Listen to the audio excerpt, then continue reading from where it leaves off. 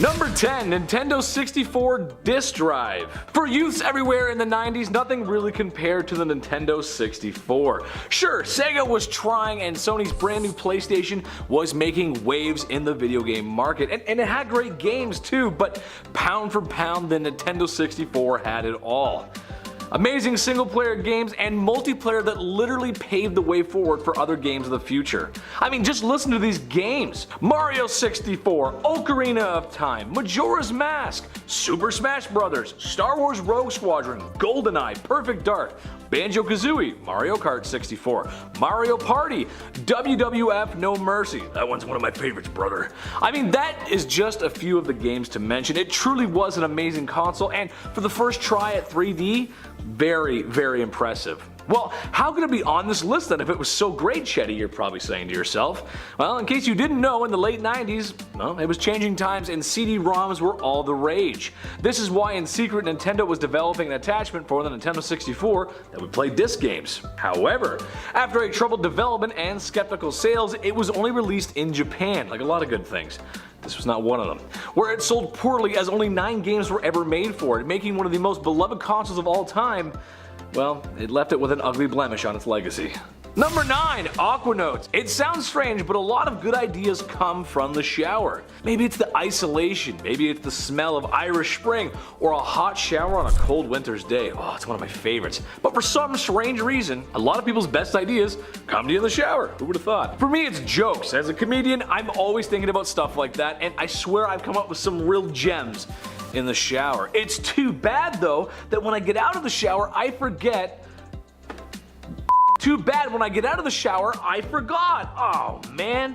Well, clearly I need the Aqua Notes, a waterproof notepad so I can write down my thoughts and thinks without my Blue's Clues notepad getting waterlogged. Oh, sounds great, right? Okay, sure, I guess it's helpful, but if I was using someone's shower and they had a notepad in their shower, well, it would be strange. Hey, sorry whoever uses this next. Shave my back hair and clog the drain. Sorry, XOXO. It's just a weird invention. It's just not good. Number 8, new Coca-Cola. To me, there's nothing better than sitting in the hot summer sun, slathered in sunscreen, in my Muskoka chair because I'm a Canadian, and beside me is an ice cold Coke.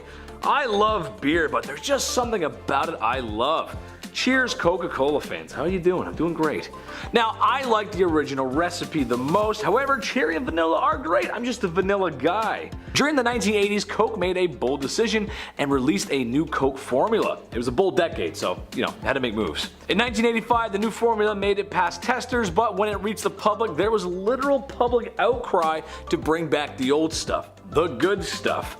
Only a few short months later, shelves are restocked with classic Coke, bringing back the old formula, which may have also been a genius marketing technique. Number 7, Red Dye number 2. My mom was not the best cook on planet Earth. That's just the truth. However, hold on, everyone jumps all over me. Her baking was out of this world. Cookies, banana bread, cupcakes, Yorkshire puddings. I had to stay quiet during that one. She said they'd never rise if I didn't be quiet. You name it, Mama Chetty, she made it great. She used all kinds of ingredients, except for anything with red dye number 2. She always said it wasn't good for me, partially because I was, well, a little tanky kid and hyper, but also because during the late 70s she was told that a certain red dye number 2 was extremely harmful. Some scientists believed it was carcinogenic. The red dye was in a lot of stuff, plus who can blame them with a mouth-watering name like Red Dye number 2? Oh, I want some just thinking about it. M&M's were so concerned with the rumor that they removed red from their palette of colors for a whole decade. Maybe Mom was onto something. Number 6, Sega Genesis add-ons. While the Nintendo 64 disk drive was ridiculous, the Sega Genesis add-ons were 100% ludicrous and way worse in my opinion. Mainly with 2 key add-ons, the Sega CD, which saw more use than the Nintendo 64 disk drive, with such classics like Night Trap, which I'm not even sure what to classify that game as. It's a sleepover, and you got there's cameras, there's burglar. It's weird, I don't know. But besides that cult classic, there really isn't anything on there. There was also the 32X add-on that works with all your 16-bit Sega games, but also can enhance and has a select library of updated games for the 32X or 32-bit era. Sega was trying to keep the Genesis alive, and with those sales, you can't blame them. Sonic sells, baby. However, without a total support of these add-ons, lack of games, and being sold separately, it just wasn't as popular as well, the regular Genesis or as Sega would hope it to be. Also, not to mention, each add-on had to be separately powered, so that's 3 AC adapters you gotta plug in just to play on the couch with friends. Too much, dude. Too much. Number 5, the Go-Go Pillow. Okay, here's the scenario. You just sit down after a long day of work or school. You start flipping through TV stations and then you see an infomercial with a dad sitting down on his couch after a long day and he's trying to use his iPad, but it's out of his baby boomer capacity. That happens with technology sometimes. My mom, she needs help. So then a happy narrator introduces the Go-Go Pillow, the comfy pillow that helps you relax with your iPad. It has like 4 extra flaps of fabric to hold dad's iPad in. It holds it in place so that he can watch History Channel in peace. I would just like to argue that any pillow with extra flaps can achieve this. You don't really need this pillow. Really anything can hold it in place. This or anything with small grooves. It's all you need to hold your iPad. Also, you know, your hands or your arms. I mean, I'm lazy, but even I can still use that. Come on, Dad. Stop. Come on. Number 4, Zoomies. The powered glasses that act like binoculars. Perfect for bird watchers, hunters, concert goers that are stuck in the nosebleeds, grandma doing her needlework, or grandpa when he can't see the TV. Even though I swear old people can see, it's more of a hearing issue. Every old person I know, it's more, what did you say there, boy?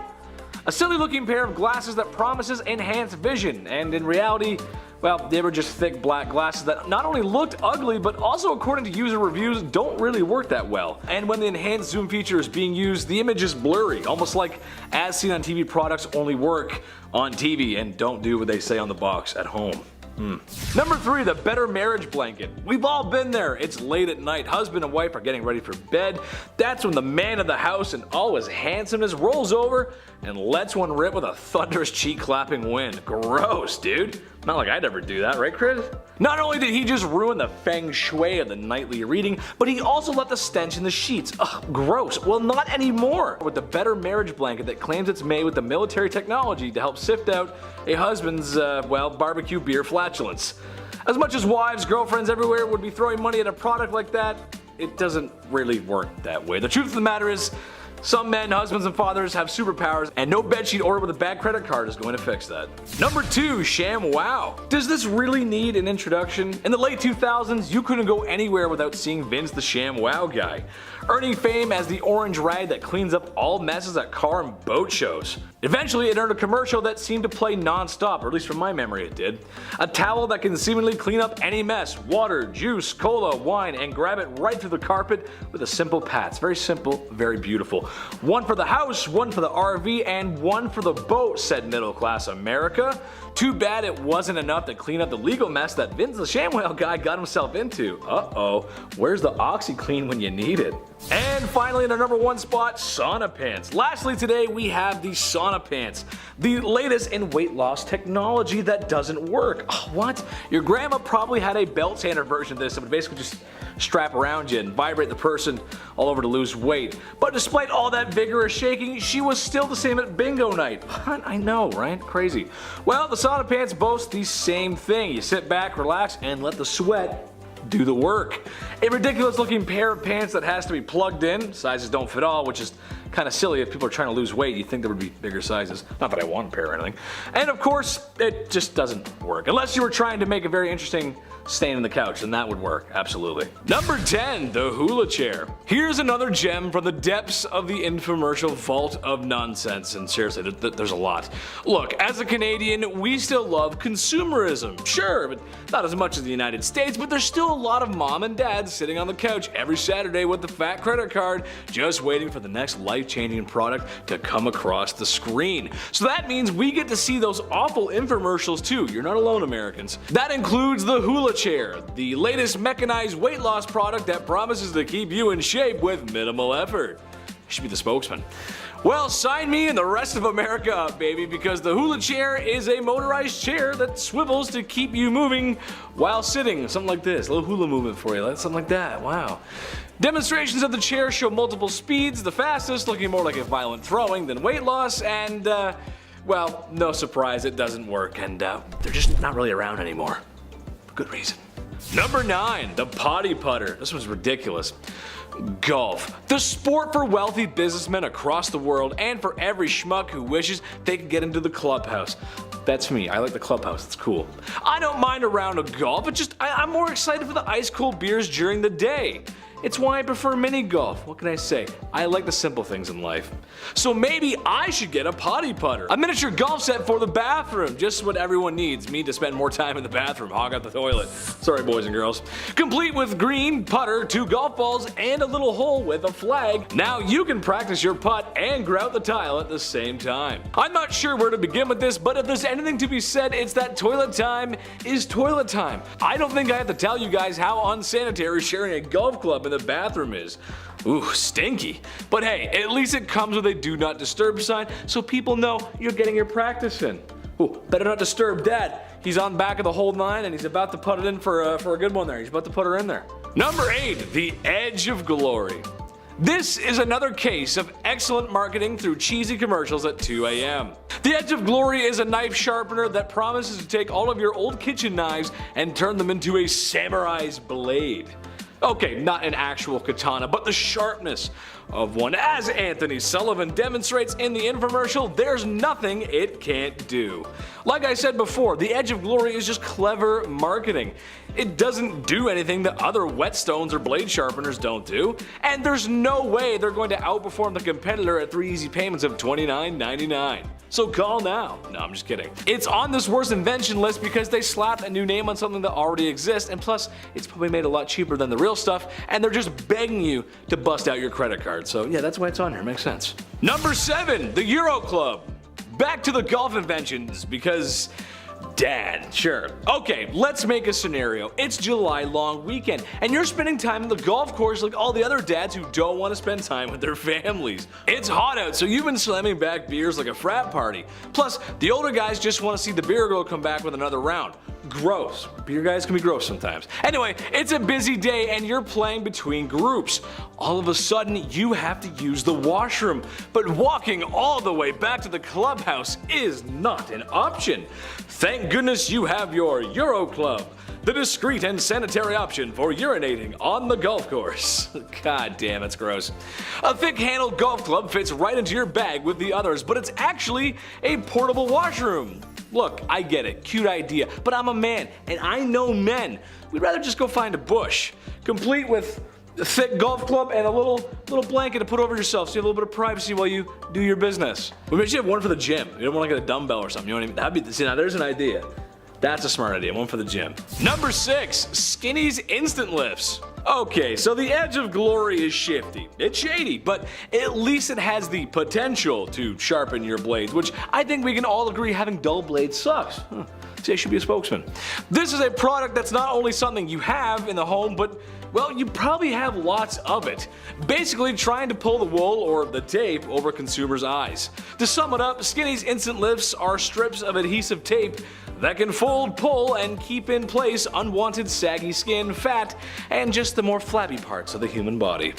We all get old. It happens. It's happening to me. I'm getting older. And we all don't look like we did when we were 18. I look pretty close, but I'm getting older. And we can all understand how people would hand cash over the table to look better or look like they did when they were 18. Can you blame them? You can't. That being said, taping yourself up like a 3rd grade science project isn't going to help. So, in a nutshell, they're just trying to sell you Scotch tape. It doesn't... That's a terrible invention. Let me just tape myself up here. I'm getting ready for the party in a minute. Let me just pull all this in. Yeah. No. Number 5. Chia. Chia Pets. I know everyone has heard of the Chia Pets. Shout out to all the gardeners out there. How are the strawberries growing this year? I hope good. Yeah. The Chia Pet is a terracotta pot filled with chia seeds that will eventually grow chia sprouts. The catch? The terracotta planter or base is almost always featuring some sort of recognizable icon. So when the chia grows, it resembles the hair, fur, or some sort of color contrasting part of that icon. Some include Chewbacca, Weird Al Yankovic, Donald Trump, Abraham Lincoln, Yoda, Baby Yoda, Scooby-Doo, SpongeBob, Shrek, Bob Ross, Homer Simpson, and many, many more icons, especially of Americana iconography. Whew, man, that's a mouthful. This one isn't the worst, you know, because you need plants around the house. You gotta have some plants. It brings the house together. It's just hard to imagine folks dishing out dough for a cool terracotta pot and a commercial tune that everybody knows. Chia. Number 4, Shag Carpet. On a personal level, I'm not a carpet guy. Chris, get your mind out of the gutter. Get your mind right out of that gutter, buddy. No. On a personal level, I'm not a carpet guy. I'm just too much of a man. Or at least that's what my mom says. Okay, sure, I spill food all over myself all the time, but I'm not that bad, ladies. Come on. I put the toothpaste cap back on after I'm done brushing my teeth, so I can't be that bad. I'm just a hardwood floor kind of guy. I think it looks nicer, it lasts longer, and is way easier to clean, especially when you got guys like me around. So you can understand why I put Shag Carpet on this list. Popularized in the late 60s and early 70s, there wasn't a home magazine around that didn't feature Shag Carpet. Known for its long fibers and wacky colors, the Shag Carpets resemble that of an animal hide that never stopped growing fur. Very popular with the hippie and free love crowds of the 60s and 70s, like I said, but it's hard to clean, ugly, and sometimes, strange enough, a tripping hazard. And I don't like that in the house. Tripping's bad. I felt the other day, it really hurt. I got a blister on my finger now, it's bad. Number 3, the lava lamp. Where would the 60s and 70s be without Shag Carpet and the lava lamp? It kinda goes hand in hand, along with the Shag Carpet. In another fad from that era, it seemed every college dorm around wasn't complete without one. That being said, they're more of an eye candy than a functional light. Invented by Edward Craven Walker as he was bored one day in a bar. So a lot of good ideas start. Sure, thanks Edward, but no one ever says, oh no, it's so dark in here, better turn on my lava lamp. You got me right, thank you, perfect. Trouble is, to make that lava flow and that desired effect, it needs a heat source, which usually is done through a light bulb underneath the main canister of lava. Now, while most modern lava lamps are completely safe, the old ones? Well, you gotta be careful around older electronics like that, especially if you've ever seen Mythbusters. While the light bulb may not be enough heat to cause any issues, an external or excessive heat could render the lava lamp to erupt, and it's not good. See that episode of Mythbusters? Oh, it's not good. It's lethal, actually. Number 2, the Power Glove. The Power Glove. Could you really own anything more 80s than the Power Glove? The Power Glove was an accessory for the NES that allowed players to use motion controls on 2D games, complete with a retro sensor bar and number pad to input codes for your controller to work with the current game that you're playing. Well, the truth is, folks, it just sucked. It doesn't work properly, it gets sweaty and smelly easily because a lot of it's actually just a glove. At the time, there was no internet, so if you didn't have a code book or knew the code to input into the glove for your game, you literally couldn't use it to play the games that you wanted to use it for, thus rendering it useless, and I argue that's a bad invention. So silly. I'm playing with power! Number 1, Rob the Robot. Lastly, another NES accessory, except this one was for lonely Nintendo players. Basically, Rob the Robot was a second player when you didn't have one. He was battery operated and used a variety of spinning tops to push down buttons that you had, well, some control of to simulate the efforts of a second player. The issue here? Well, he requires both D and AA batteries. He's slow. Oftentimes, after extended use struggles to pick up the spinners he uses to input controls into the game. And he's officially only compatible with 2 games. Stack Up and Gyromite, which I can tell from the audience's silence right now that they've never played those games on the NES. Duck Hunt, Mario, Zelda. Stack Up? No, you didn't have Stack Up, don't lie, you didn't have it, you never had it. Number 10, the Smell-O-Vision. Oh, this is bad. We've come a long way since the dawn of filmmaking. Imagine all of your movies costing 5 cents and all in black and white with no sound. Ooh, what a time to be alive. Today, obviously, we have color, sound, virtual reality, and those moving boxes at the movies, which honestly I'm not crazy about. They shake too much, I'm not a big fan. Same with the 3D, those glasses that we used to wear, we don't really do the 3D anymore. It was bad. Anyway, some people think that's not enough. Some people want more. Enter the Smell-O-Vision, created by a man named Hans Lube. I mean, that's just that just writes itself, doesn't it? The idea is that while you are watching a movie, you can smell the smells on screen. A field of grass, a car chase with burning rubber, a breakfast scene. My issue is what happens if I leave the Smell-O-Vision on and I fall asleep on the couch and reruns of Dirty Jobs comes on? Ooh, yucky. Or better yet, you guys have a Smell-O-Vision and you're watching my bloopers. Uh-oh, stinky. That wouldn't be very good, would it? Number 9, the Virtual Boy. This one's just crazy. I doubt many people would remember this, and in Nintendo's defense, they usually know what they're doing. Well, most of the time. usually. There's so many remasters that they could do. It's a license to print money. I don't know why they don't. Come on, Nintendo, I'm waiting for it. The Virtual Boy, however, oh boy. I wouldn't expect many to have seen it since the sales were poor. The Virtual Boy was a 32-bit portable console that was basically a headset, except, you know, there's no straps to put it around your head, but a stand so you can play games on it while laying prone? Yeah, I'm not sure. My back hurts just looking at it. Doesn't make a lot of sense. The main selling point was the graphics. It was a big topic back in the 90s. The Virtual Boy was capable of 3D, which was huge for the time. Way ahead of its time. Except it was stereographic 3D and monochrome red. Everything was just shades of red. So watching footage of the gameplay gives me a headache, as I'm sure playing it would. So I can see why laying on your living room floor playing this, well, it sucks. Number 8, the black powder mousetrap. Mice. They're everywhere, and they suck. At least the wild ones. Some people got cute pets. So we place mouse traps to get rid of them. However, sometimes we get our fingers cut, which also sucks. Oh man, it hurts really bad. Or if you're a friend of Johnny Knoxville, it hurts all over. They do a lot of weird stuff with mouse traps. Love those guys. However, one design of mousetrap I think is the worst because it could potentially end your life is the black powder mousetrap. It was essentially just like ye olde cannons of the time. Black powder, big iron ball, except just on a much tinier scale. And in the house, because, you know, having a cannon go off in the house is a great idea. Sure, let's just have that. That makes a lot of sense, yeah. Number 7, the baby cage. Living in large cities can be difficult. Toronto being the 3rd largest in North America, well,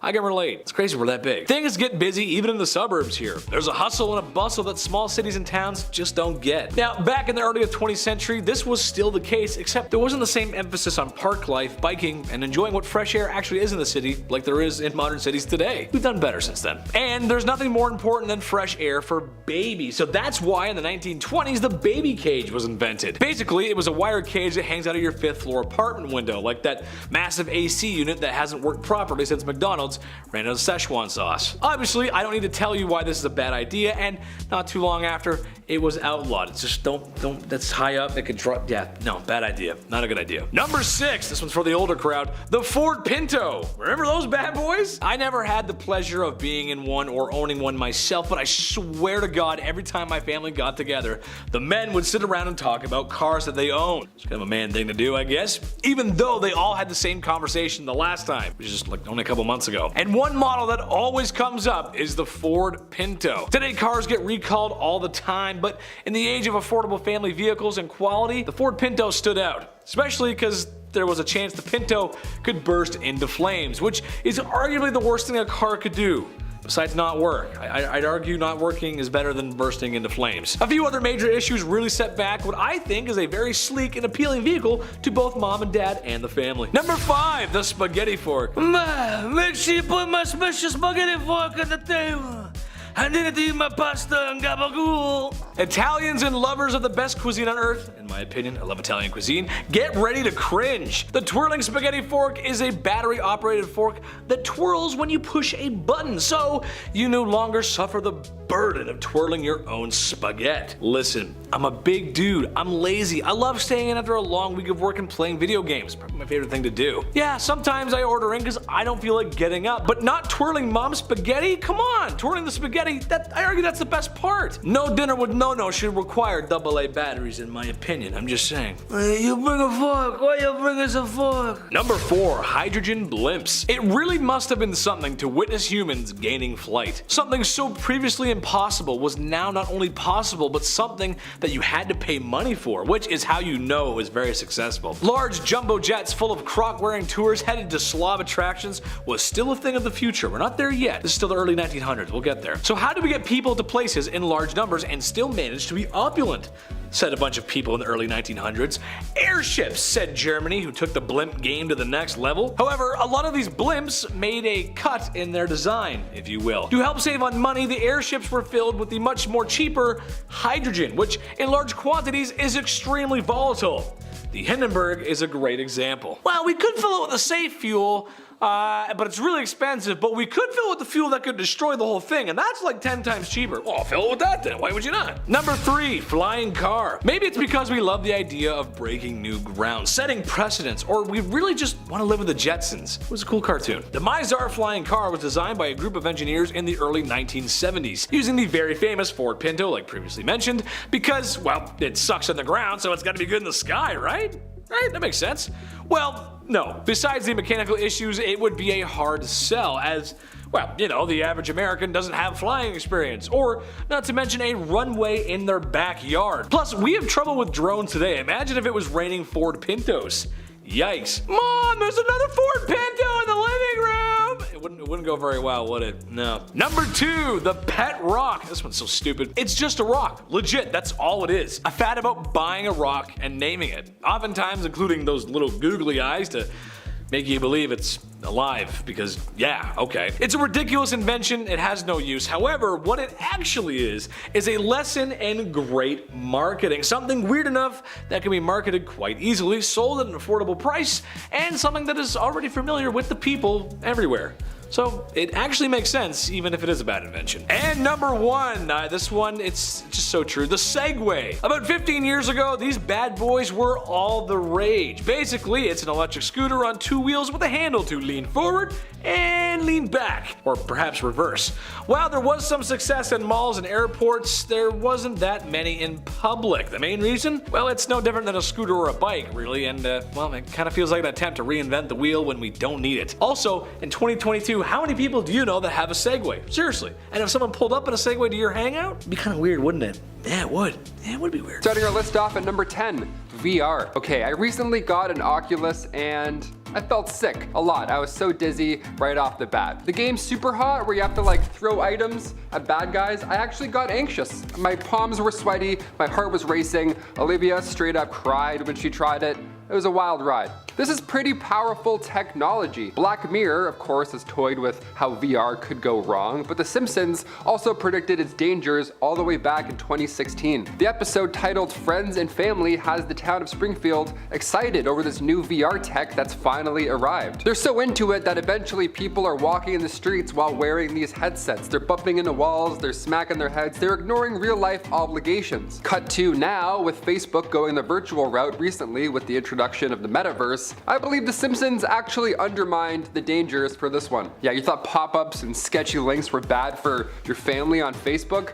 I don't know, soon we're gonna be walking into virtual pop-ups. That's gonna be pretty alarming. $3 billion worth of VR was sold during the pandemic alone. Connecting during times like such can be vital, but how far is too far? Which room am I in? I'm in the laundry room like sword fighting someone. I'm like, what am I doing right now?